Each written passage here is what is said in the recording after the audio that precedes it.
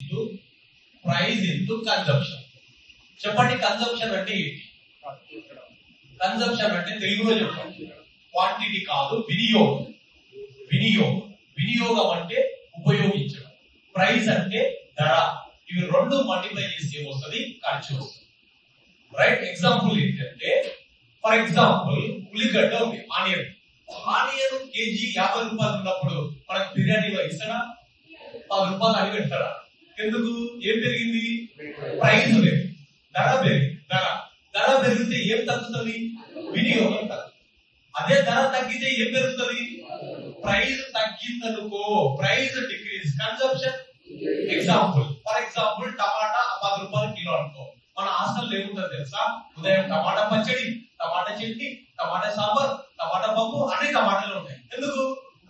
Price తగ్గింది. Price తగ్గితే ఏం పెరుగుతుంది? కన్సంప్షన్. తగ్గిందంటే ఏం పెరిగినట్టు?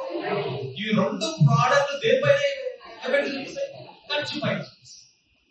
అండర్స్టాండ్?